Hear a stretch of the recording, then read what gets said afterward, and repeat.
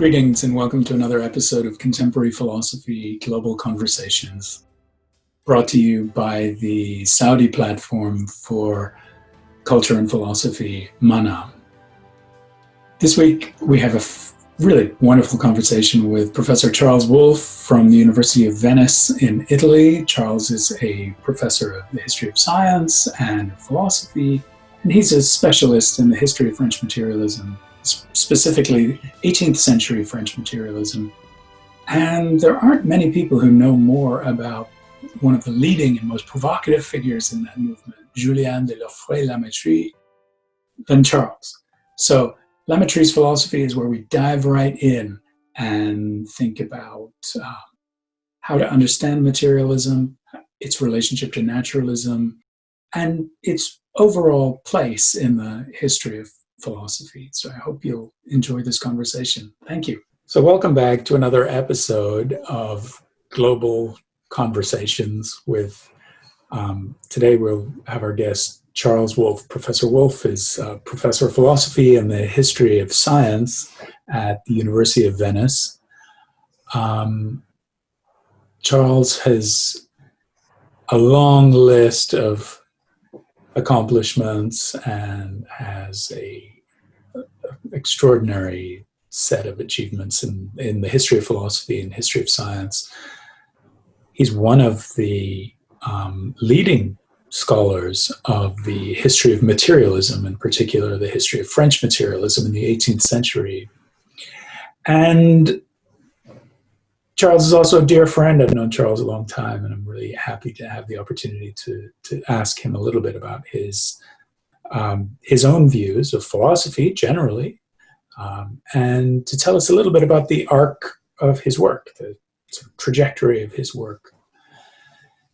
And I guess it's one way to get into the question of, what is materialism as a sort of a guiding and overarching philosophical view, is rather than sort of sketching it at a general philosophical level, Charles, I'd like to begin with Lametrie. So Lametrie says, as you know, that the best philosopher is the doctor who knows how the body works. So there's a relationship in the materialist tradition between medicine and philosophy. At the same time, there's something in some ways very anti-humanist or anti-humane. Many of us find the materialist tradition to be a kind of aggressively, it's certainly anti-supernatural. It's certainly critical of notions like the soul. Questions of value, etc., are challenged by materialists. And another thing that Lametrie says, as you know, is that he who takes man as an object of study should expect to have man as an enemy. So in some important sense, there's a kind of natural reaction that Lametrie is expecting from human beings to the materialist project, that the materialist project is in some sense a repellent kind of project. So, can I say something to that? Thank you. First of all, thank you, John. It's a pleasure to be here, whatever here means. It's good to be talking about these things. It's hopefully an important thing to be talking about. So, indeed, I work on the history and philosophy of materialism. And, you could wonder, well, what does that mean? There are different possible definitions. And so you already kind of prompted me referring to this very colorful 18th century French doctor and philosopher called Julien de Lametrie, whose most famous book is called L'Homme Machine, Man and Machine. And the title has often been the source of kind of slight misreading of his thinking, because you see a book called Man and Machine, and you think, okay, he thinks that we are machines. A bit like a lot of people thought he was the distant father of a kind of computational point of view, we are computers. It's not really true, because he's obsessed, you might say, with the fact that we are flesh and blood creatures.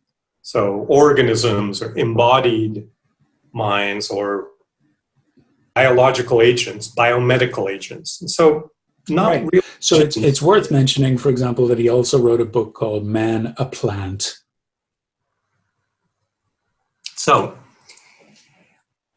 but I wanted to say something more general in response to your question, which was, and the quotes you gave, the more challenging quotes you gave from him, point me a bit in this direction, which is materialism as a philosophy was from the ancient Greek times till quite recently. So somewhere in the early 20th century, at least. That's a long time. So for a couple of thousand years, at least, roughly corresponding to the duration of something like Western philosophy.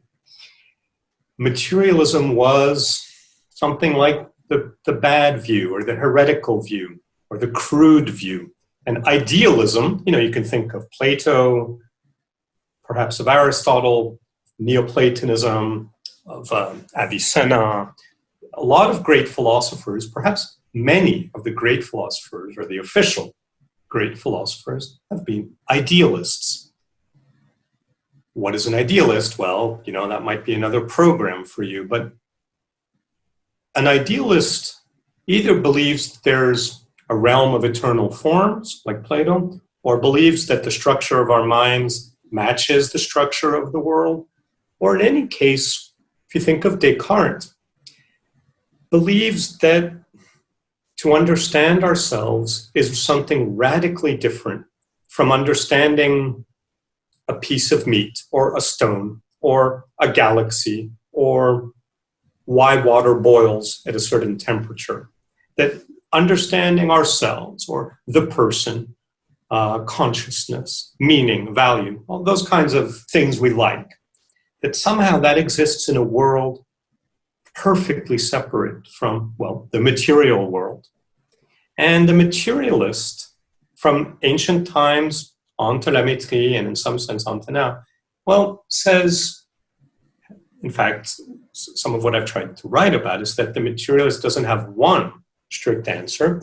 So some people think for materialists, I think you use the word inhuman or lacking humanity. So indeed, if I said, we're not really here right now, there's just a bunch of atoms, and the physicist can tell us the truth about what's going on in this room or between us as we're talking.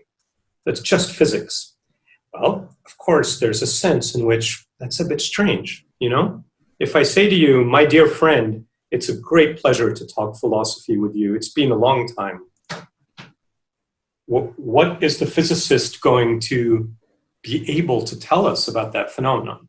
So some of the interesting materialists, like La Maîtrise, who's a doctor, say, all these mysteries about how body and mind relate, are we free? Do we have free will in our actions? Are we genetically determined by the biological substance that's somehow flowing through our veins? La Maîtrise says, I think you quoted it, the best philosopher is the doctor who knows how the body works. And notice that he wants that person to still be a philosopher. He doesn't say philosophy used to be something valued in our culture, but it's actually nonsense, and we should leave serious issues up to the scientists. Doesn't quite say that. And again, a big topic that we may or may not discuss today is how the status of science has changed so that we've come in the last couple of centuries to view science as a kind of perhaps ultimate authority, or certainly a very big authority.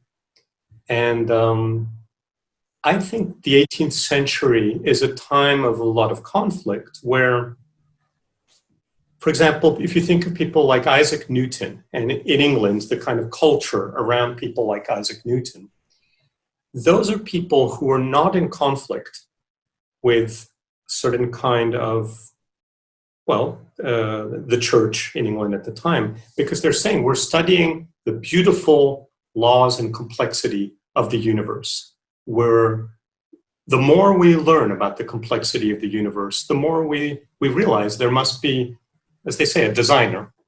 And, well, La Mettrie is not one of those guys. He's a materialist, and I'm not sure if we want to discuss the question, should all materialists or are all materialists atheists or not? The answer is no. Not all materialists are atheists. La Mettrie is probably one of them. But good.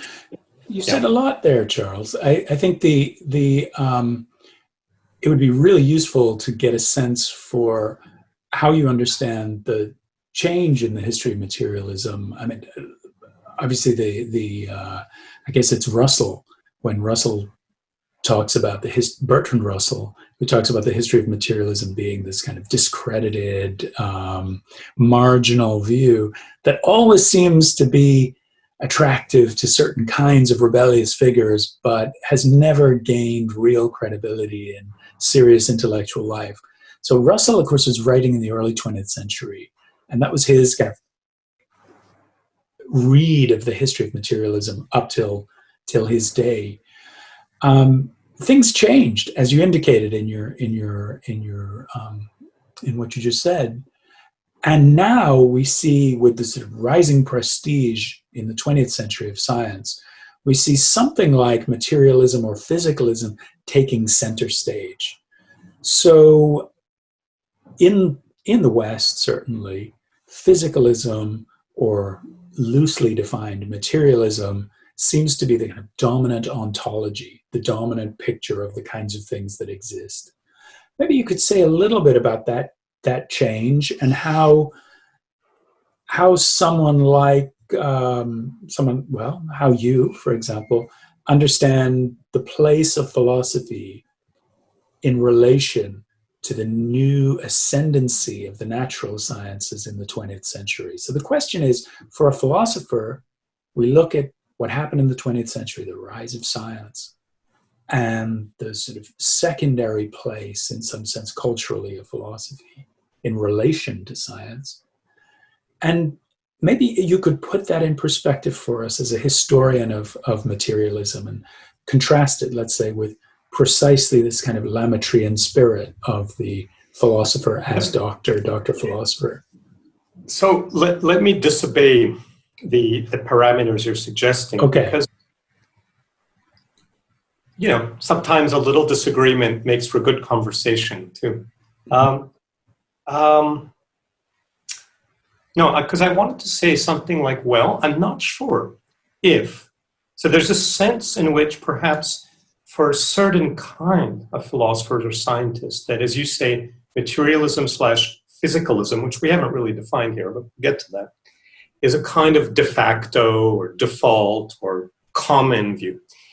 And I just wanted to push back a bit and say, well, it seems to me that except when you meet certain kinds, so people in areas which you've worked in and are been a specialist in and I haven't, like philosophy of neuroscience or philosophy of biology or the recent field of philosophy of psychology, let's say all those people match exactly what you're describing. But when you take a walk through continental philosophy or through people who like, so sorry to use a pointless technical term, but that's the thing, I think it is a bit pointless, agent causation.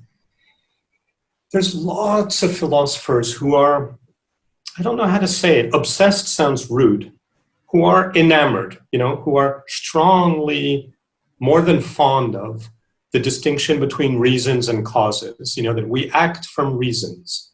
When I choose to, I was going to, think of some French Revolution or American Revolution example, but perhaps think of another one.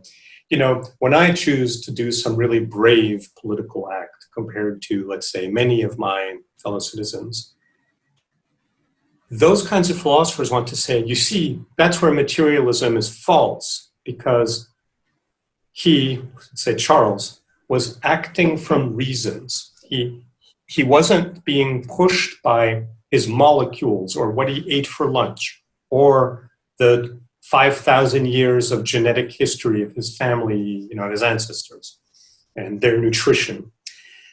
And those distinctions seem to me stipulative.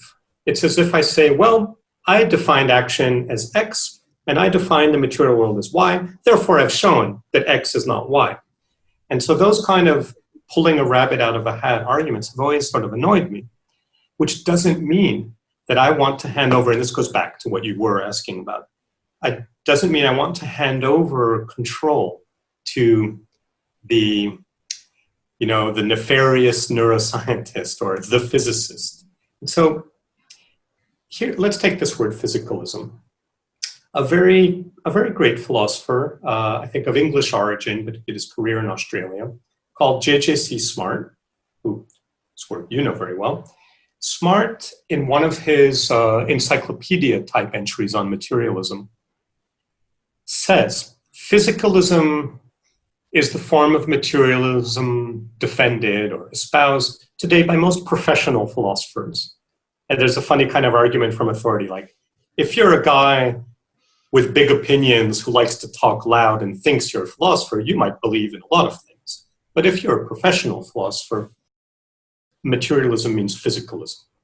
And so I was very impressed by that, but in a sense, I've spent some of my work trying to kind of push back a bit against that, because what does it mean to give such a privilege to physics? So in a funny way, when you were talking about the prestige of science, I don't read a lot of those books, but we all have noticed in any country in the world, the popularity of those sort of books about the universe, books about quantum physics, books about... Good. Maybe I could interrupt and I'll just say we like the people who like those books, in a way they're liking bad metaphysics. Sorry, Sure, that's actually very funny. So let's talk a little bit about what we mean by physicalism. So broadly speaking, and you can correct me if you disagree with this, we would say something like physicalism is a position in ontology being the science, in quotes, of all of the things that exist, so the study of being. It's a position that says anything that exists either is a basic part of our physical ontology, some part of our fundamental physics, or is fully determined by the components of our basic physical ontology. So the components of our basic physical ontology would be, let's say, what the latest physics tells us the basic stuff is, whether it's quarks or gluons or fields or whatever it is. So physicalism assumes that that's somehow established and that our best source for insight into the kinds of things that exist is our latest best physics. And I think you would probably agree that that's a sort of a rough-ish characterization of what people mean by physicalism. And it certainly did seem to characterize much of quote-unquote professional, or at least Anglo-American professional philosophy's sort of background ontological assumptions from, let's say, at least the early 60s to, let's say, the mid-1990s. So in that sense, I think Smart was right. But of course, the as you point out, it's, the question is, who are the quote-unquote professional philosophers that he's talking about, right? So what is that? By saying all professional philosophers, obviously that's false. That was false then, and it continues to be false throughout. But insofar as he was talking about the community of Anglo-American philosophers, it was a reasonably accurate portrayal of the fundamental physics, or the fundamental ontology, rather. Let me add another familiar ism. Yeah. So of materialism, we have physicalism.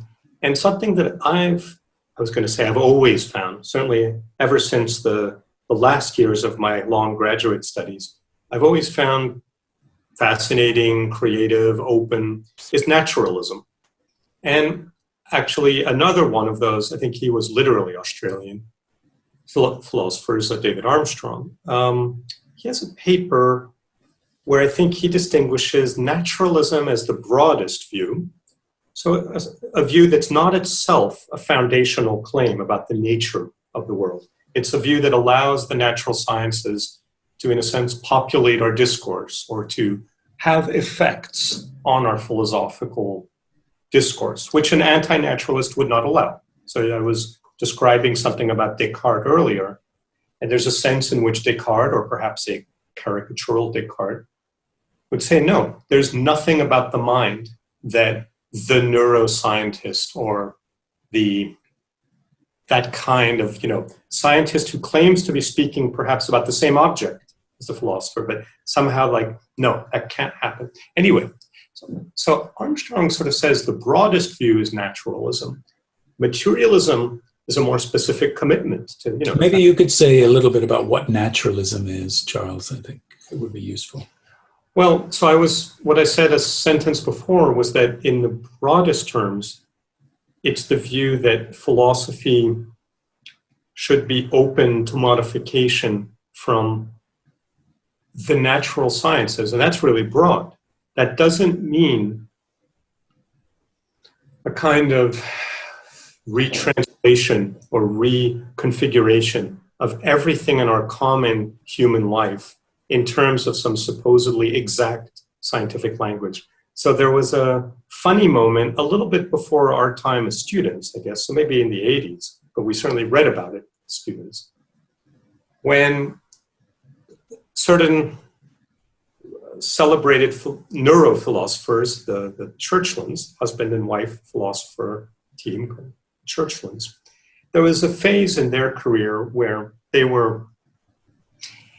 maybe they were trying to be provocative, I don't know, but certainly a lot of people made fun of them for believing this, for writing this, which is the idea that in a kind of, as science progresses and as neuroscience progresses, in a world of the near future, we will no longer need to say vague and ambiguous things to each other like, I love you, or I hate you, or I'm a little bit upset with you, because of course those get humans in all kinds of trouble, right? We disagree about what they mean. And the Churchlands at some point said, well, once we really know how the brain and mind work, we won't need to say, I'm angry at you today. We might say, zone 32B was activated today. And so it's as if that really happened, we couldn't even be in disagreement anymore, right? There would be this kind of strange, perfect chessboard of human life where things would be mapped out. And if that didn't really happen, and you know more than I about the technical reasons why that didn't happen, but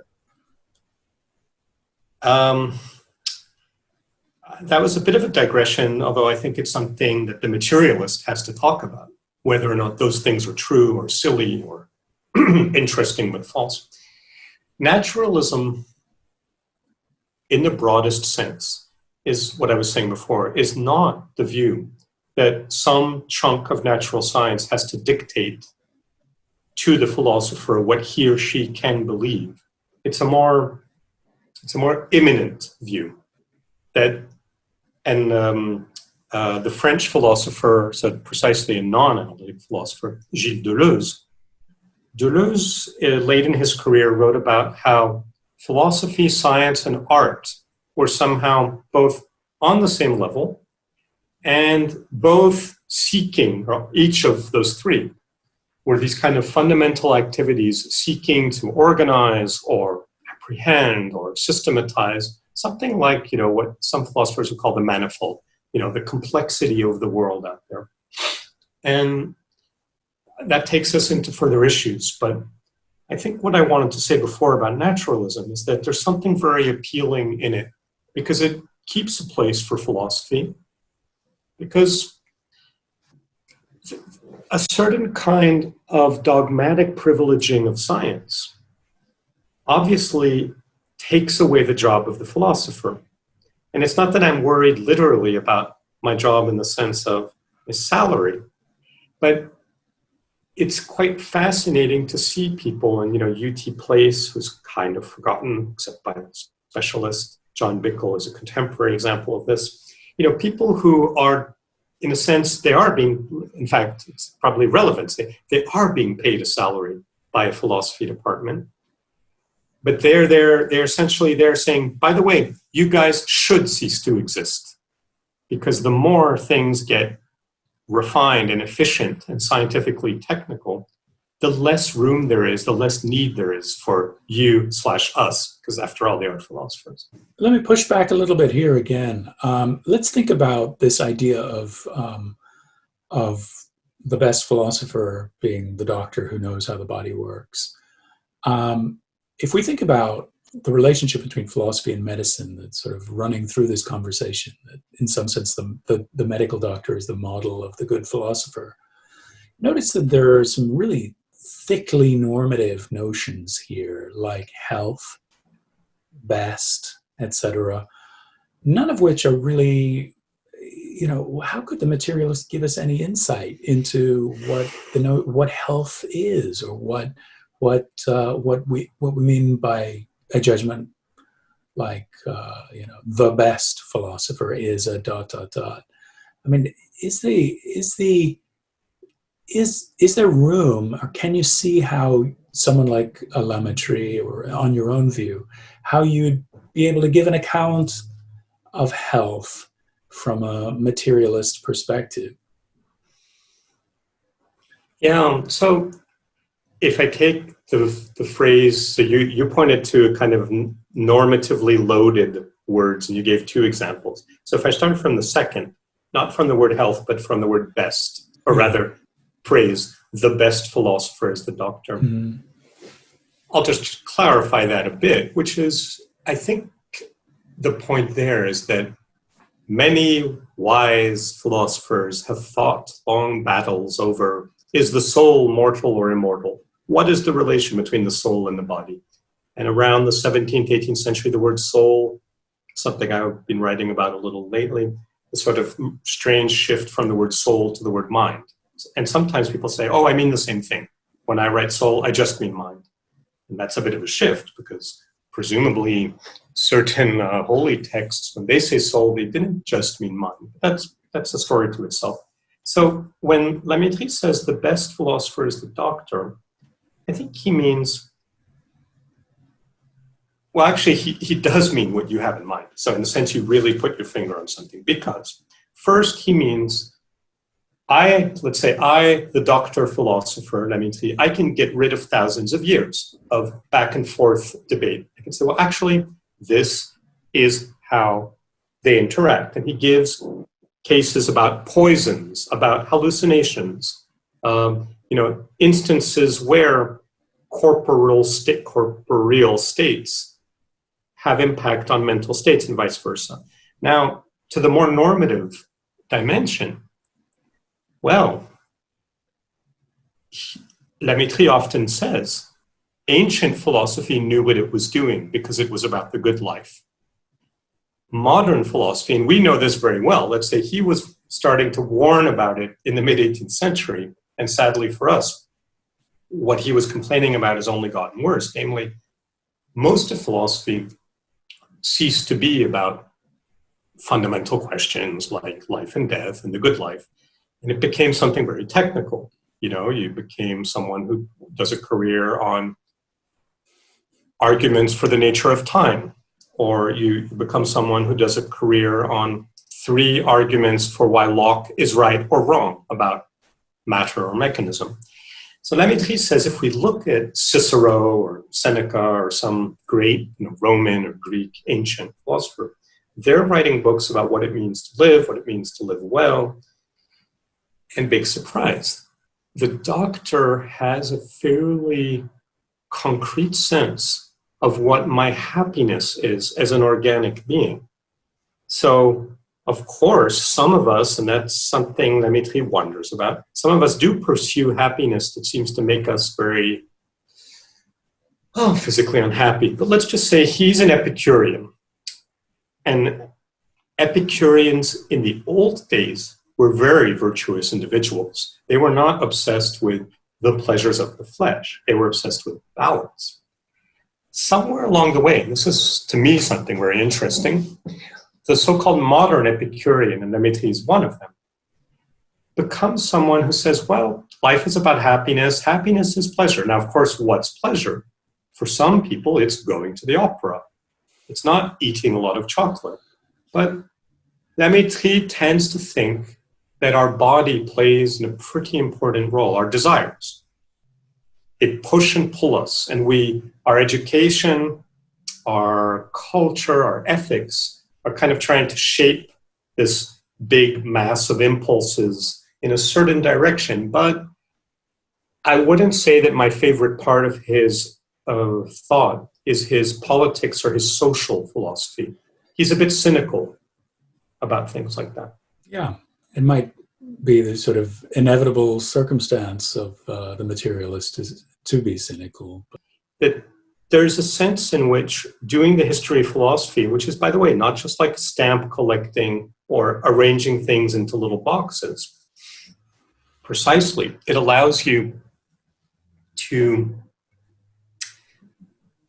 for example, I'm interested in Locke. Locke is often thought of as something like the first great empiricist in the early 20th century. An imported German philosopher, Husserl, says rather aggressive things about empiricism and naturalism as these kind of crude pseudoscientific or scientistic doctrines. And going back, by the way, to naturalism and anti-naturalism too, of course. Well, someone who has spent a little time with Locke, don't have to be a world specialist at Locke, but someone who actually is trying to understand what are his goals, what are his books meant to achieve, in what context is he writing his books, et cetera, et cetera. Someone who spends a little time on those questions suddenly sees, I know this is not very polite, but let's say Husserl's wrong. I'm not saying he's wrong in his project overall, and someone might say, oh, it doesn't matter that he's wrong about Locke. His critique of something called empiricism is still a brilliant critique. Well, let's say it matters to me, not just because I like the individual called John Locke. Maybe I'm interested in empiricism. And I think that there's something to empiricism that 20th century philosophy in many ways squished into the ground without realizing they were squishing something good into the ground. Okay, that's a sort of philosophical example. So I studied some continental philosophy, as it's called, and then I came to the States again for further study and was exposed to something very different, which is where we met. And I think that materialism for me was both an in-between kind of doctrine, because it was a doctrine looked upon with suspicion by most continental philosophers. You mentioned Sartre 2 minutes ago. Sartre has this incredibly aggressive essay, at the time a very famous essay, called Materialism and Revolution, where materialism for him seems to be the philosophical version of Taylorist assembly line vision of humanity. It's like reduce the human being to a kind of factory worker doing repetitive motions. And the final philosophical form of that is materialism. Mm-hmm. So you can imagine I don't agree. And then you could say, okay, he's fighting a fight in post-war France against a certain kind of communist party. You know, it's where you get to be some independent Marxist in a fight with the party. Yeah, that's another story. Good. Yeah, I mean, it's interesting to me. One point that I took from what you said is that doing the history of philosophy allows you a kind of freedom and in your thinking, and allows you to make connections in extraordinary, very creative ways. Even in this conversation, we've seen lots of really fascinating connections that you've made. Maybe you could say a little bit about that then, in terms of your own professional identity. And this is where we'll wrap up, because I know that your new book, Reading Materialism, Lire le Materialisme, which we'll post a link to. It's going to appear with the École Normale Supérieure Press. I know that in your recent work, you're making a lot of connections and doing a lot of work within the history of philosophy that are speaking to general philosophical issues and issues of general philosophical concern, but always grounded in these close readings of particular figures in the history of philosophy. That's so there's a sort of funny, it's not funny, but there's a peculiar freedom to doing the history of philosophy that someone, let's say, who works in technical philosophy of biology or in, let's say, in contemporary analytic metaphysics might not have. So you're able to speak to issues around, what is life? What is the nature of the organism, etc.? What is matter? In ways that,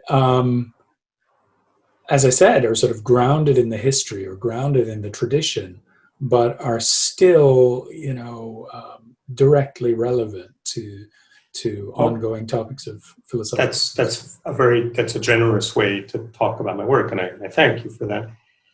The truth is, indeed, history of philosophy allows one a kind of careful eclecticism in dealing with the objects you're trying to understand. On the other hand, if you're trying to get them right, whatever that means, you suddenly find yourself in a community, in a kind of discursive community, and it changes from country to country. And here the fact that I've, studied, but also worked in some different countries, I'm not sure that it makes me especially wiser, but it certainly means I've seen, it's a bit like the way the traveler in the early modern times realizes that there are different customs.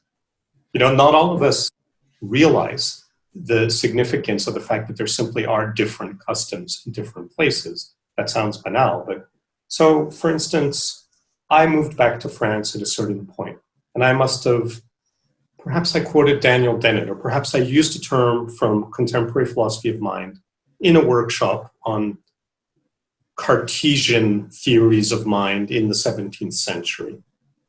And people looked at me with horror and they said, well, how can you be using that term? That term doesn't belong here.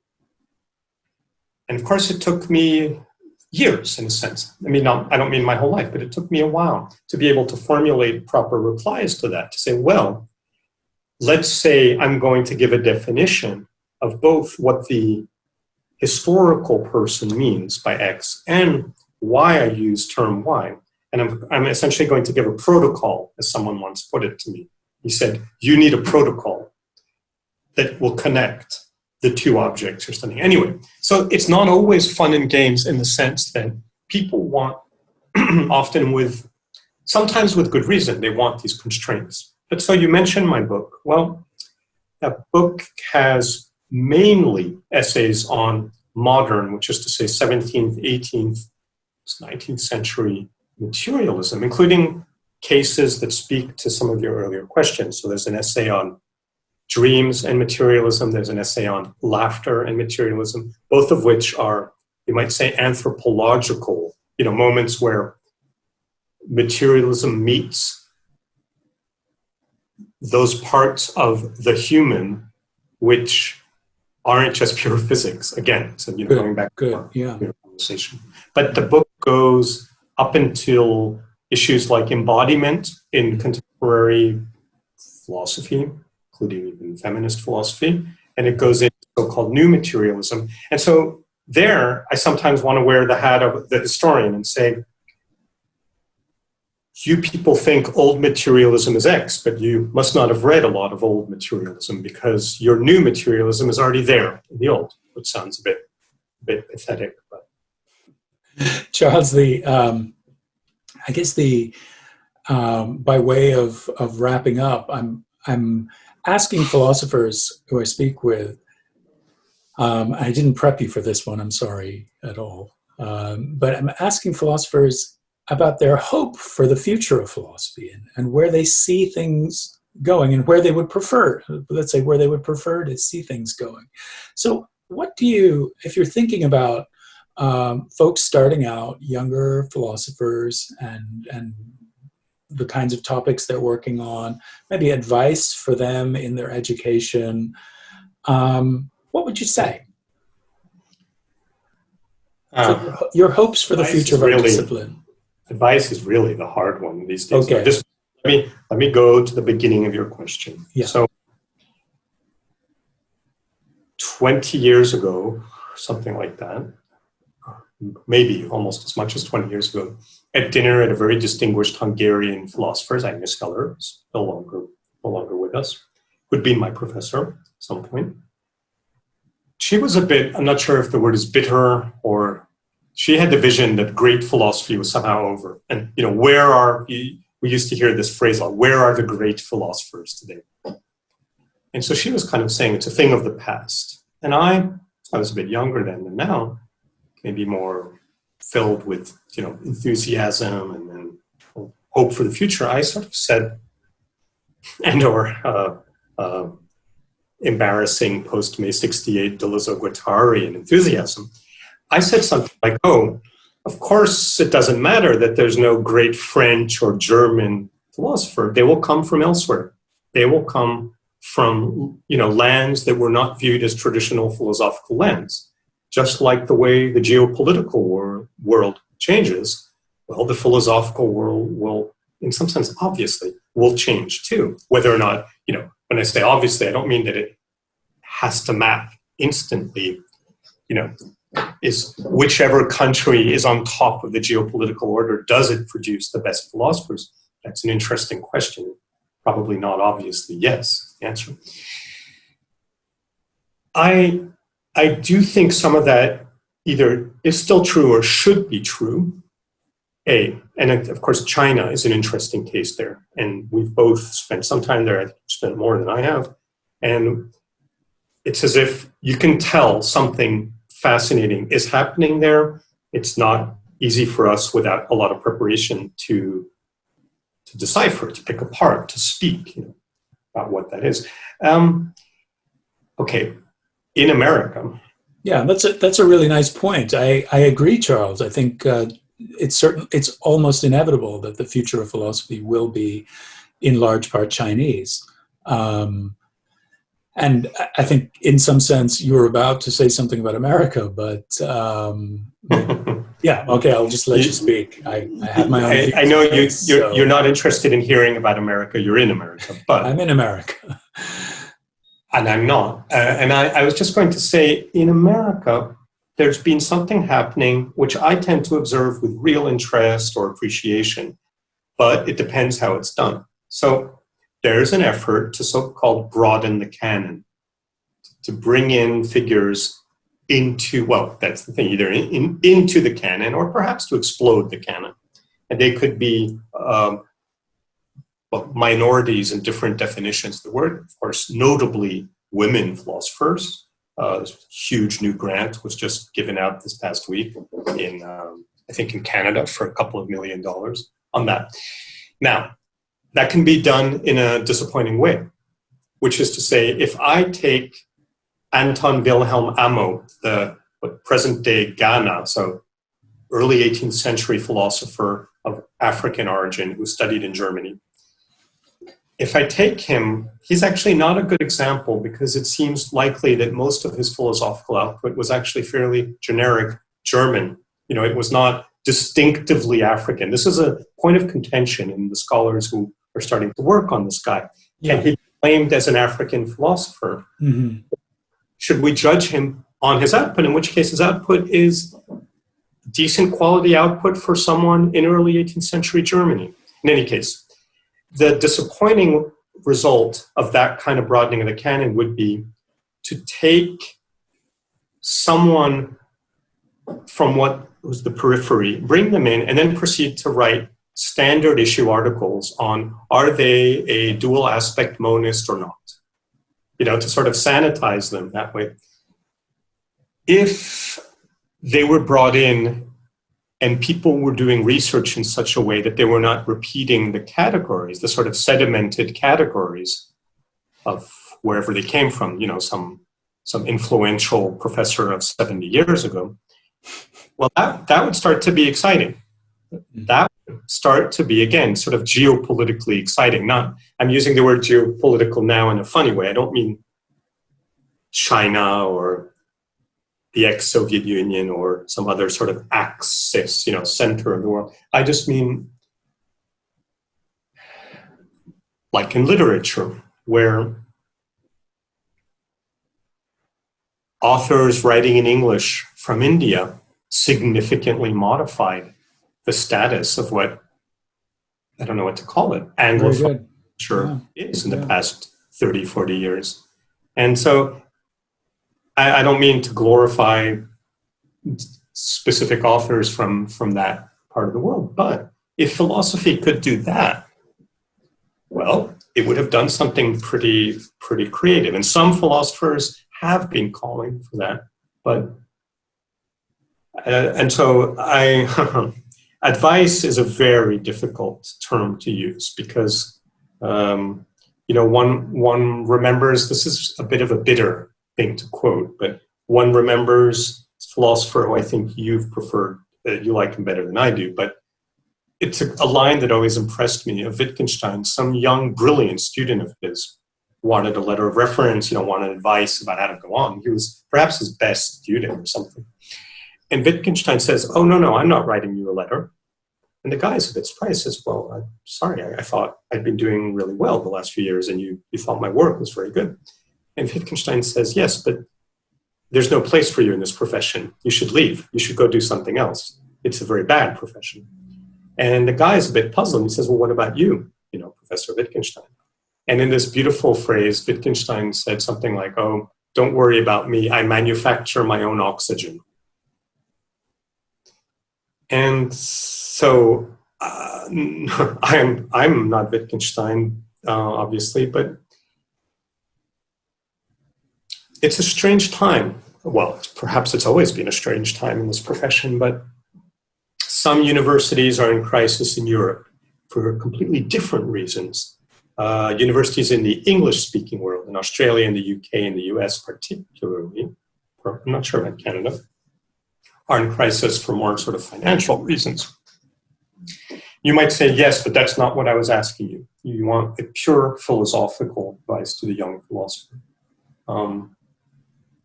In which case, I think I would say something like, try and learn, and I'm not sure I followed this advice. No one gave me this advice in my case. Try and learn as much rigor as possible for some years in order to then methodically take it apart and sort of explode some of that rigor.